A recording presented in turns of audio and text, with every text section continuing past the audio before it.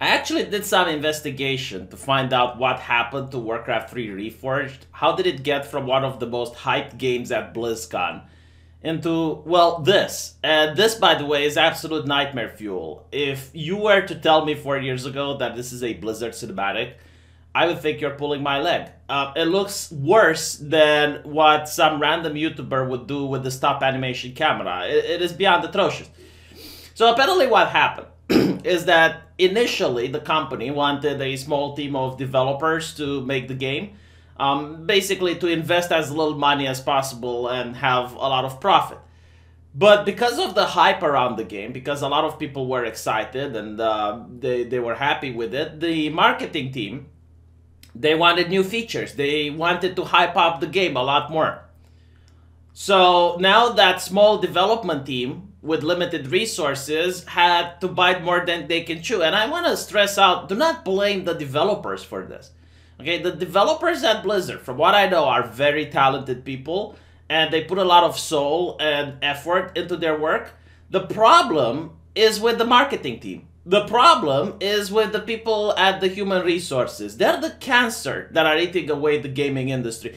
The developers and the artists are doing their best. But imagine if you go to a company with 100 other developers and you're given a task that can't be done. You're asked to do something that would normally take a year and you have to do it in a week. You're not going to be able to perform that. So this is why the game is bad. It's the marketing team. And by the way, it's not the developers or the artists that are the ones banning people on the forums for wanting to refund the game. No, that's the community managers. They're the ones that are giving sass to the consumer. They're the ones that are being disrespectful to their own clients on the forums and banning people for asking legitimate questions. So these are the people you should be angry at. And again, like, I talk with Blizzard developers, and not just Blizzard, but from other companies as well. I know people, and they tell me how it's like within the industry. It's the marketing team that's the problem. And what's really funny about it is that whenever the profits are low and whenever things are bad, it's not the marketing team that's going to get the axe. It's most of the times the developers, you know, the actual muscle from the company getting trimmed, not the fat. So now with this knowledge in mind, let's see this. I don't even know if I should call it a cutscene. I would call it absolute torture. Like, if you have a kid and you want to punish him, you know, you can't spank him anymore because it's illegal. Force him to watch this.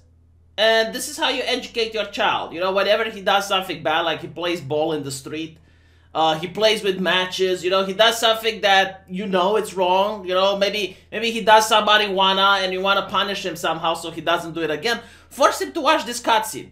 And I guarantee to you, he will stop doing whatever bad thing he used to be doing. Now, if you want to watch this cutscene in its entirety, go to Wowhead and you can see it, because I'm going to stop it a lot in order to make commentary on it. But I do find it kind of bad for Wowhead, because it's not their fault. You know, they just reposted this nightmare fuel. It's not that they authorized it or anything like that, and yet their YouTube channel is now getting bombarded with 7.7 thousand downvotes. Yeah, like, this is displeasing towards the YouTube algorithm, and it's not their fault. They just re-uploaded this. So let's watch the original one in order to have a comparison.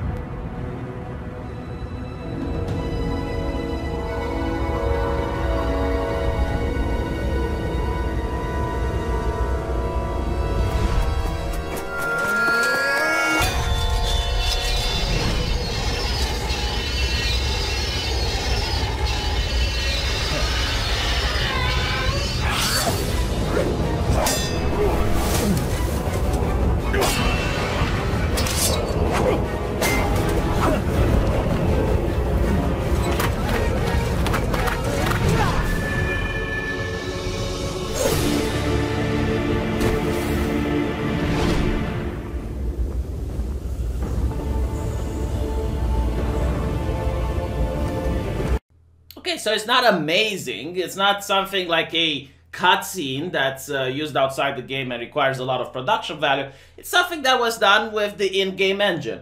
And it's definitely not something that I would call bad. In fact, it was actually good with the graphics and the standards at the time, and the music makes it engaging. So, you know, 7 out of 10.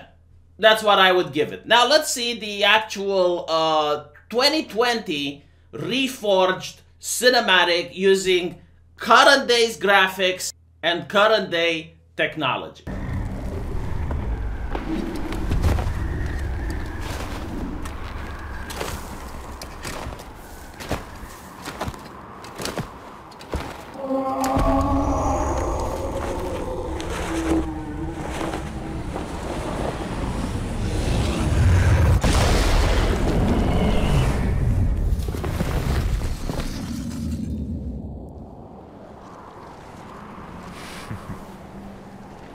And here we have Arthas giving the Coomer expression for the camera. I don't understand why they chose to remove all of the music. To me, it seems that they were still working on the cutscene when the marketing probably said, all right, we're shipping it. It's like, no, wait, too late, we're shipping it. Like, the gamers will pay money. The consumers must consume.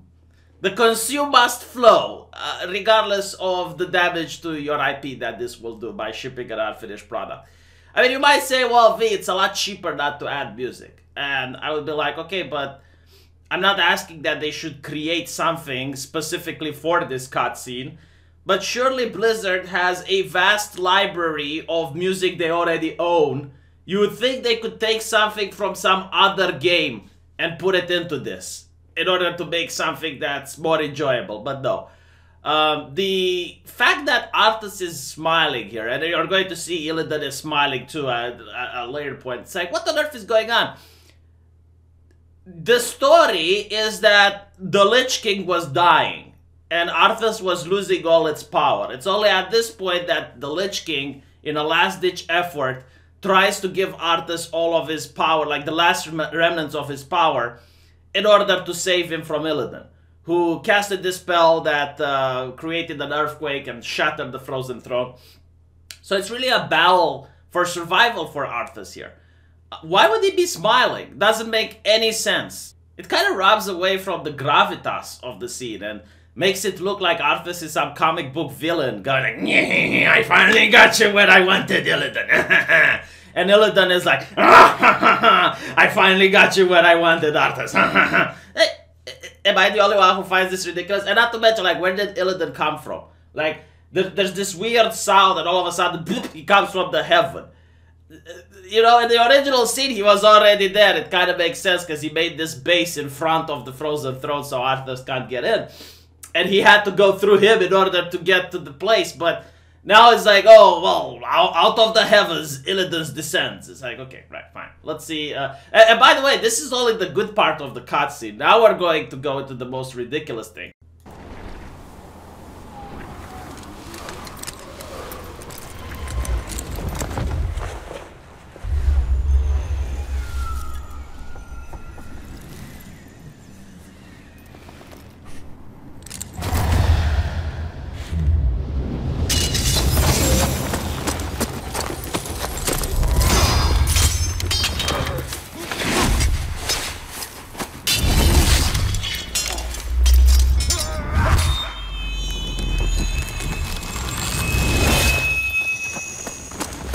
Sorry, but I had to cross myself to invoke protection from the Lord against this level of stupidity.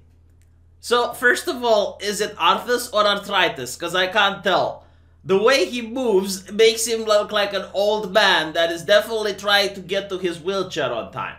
And secondly, what is this? What the fuck is this? Like, look.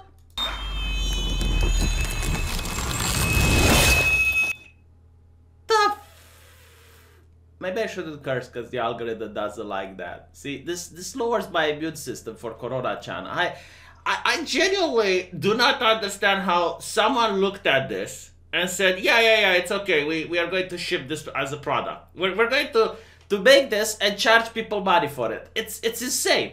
It's ridiculous. Like, at what point did they think, yeah, you know, this is something we're proud of and it needs to have the Blizzard logo on it? Not to mention, I like the follow-up. Look, the follow-up. So, he loses his sword, like he's right there in front of Ilidan, okay? And Ilidan manages to disarm him. But for some reason, Arthas just turns around, does a 180, goes back and picks up his sword. Like, it's not not just the animations that are bad, but the logical consistency. Do we care about logical consistency anymore? Or am I the only one who's looking at this? And it's like, well, none of this makes sense. Does it even need to make sense? You know, another question, because apparently you're going to have people, oh, you're looking too much into this. It's like, okay, well, why not just show pretty pictures on the screen then, if that's your level of cognitive thought? But when I look at a piece of entertainment, I want it to have some sense. I want it to have some structure. It needs to have a little bit of quality, unless I'm asking for too much.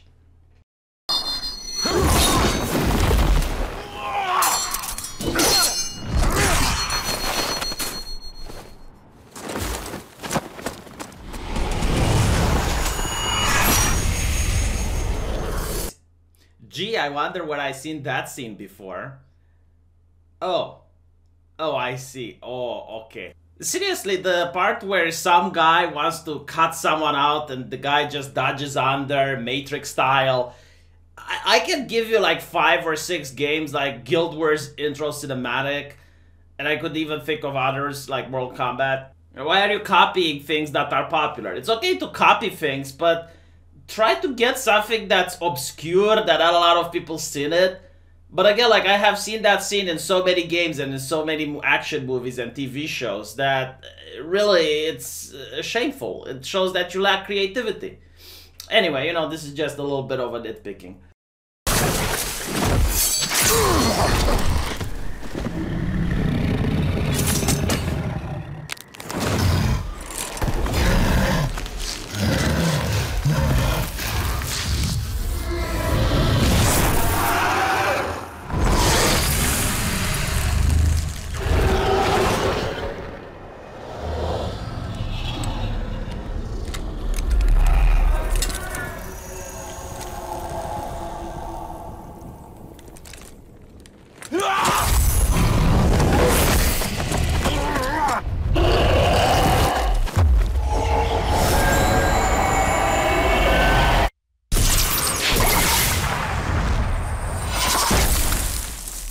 And really, that's it. Our suffering from this atrocity has finally come to an end. So, again, it doesn't make any sort of logical consistency. Why is Arthas just standing there as Ilidan is taking seconds to transform? And then when Ilidan finally transforms, why does he just jump into Frostmourne? I mean, in the game, when you go into demon form, you got a range attack. Why wouldn't he do that? Why wouldn't he throw his flames of Azimuth like he does in World of Warcraft during the raid encounter? So, not only does this cutscene make absolutely no logical sense, like Arthas is allowed to just go back and run to pick up his sword. Yeah, Ilidan is allowed to just go and transform, while Arthas is just, alright, you know, like, bro, it would be cool for me. It would be unsportsmanship for me to strike you down while you're doing your thing. And then when he finally transforms, he just goes into the sword and he dies. And again, like, there is someone that had to approve this. Now, I definitely think that this is an unfinished product. I definitely think this was like some concept art, you know, like the artists getting together and saying, all right, let's have something and we can build it from there. You know, let's just have something and then we can remove or add things as we move along. But there was no more adding things because the marketing team was like, chop, chop, come on, rush it up the gate. We need to sell it, sell. And then people are like, refund, and now the marketing team is like, ban. You know, so, yeah. Horrible. Absolutely horrible. Disrespectful. If you're a Blizzard employee that's in the marketing team, you should feel ashamed of yourself. You're actually damaging the company. Maybe the higher-ups and the suits probably don't realize what you're doing, but you're definitely damaging your company. And it's really funny because it's also these people that want to unionize and they complain that they don't get paid more. It's like, yeah, you're killing your company. Your company is losing profits and is not making money, and you want to earn more. How about you put some actual good product so that people buy it and spread it by word of mouth rather than invest millions of dollars into marketing? And then you're going to get a raise. Because I don't think, like, if the company would be flourishing and, you know, like, if the suits were like Scrooge McDuck swimming in huge amounts of wealth, they wouldn't pay you better.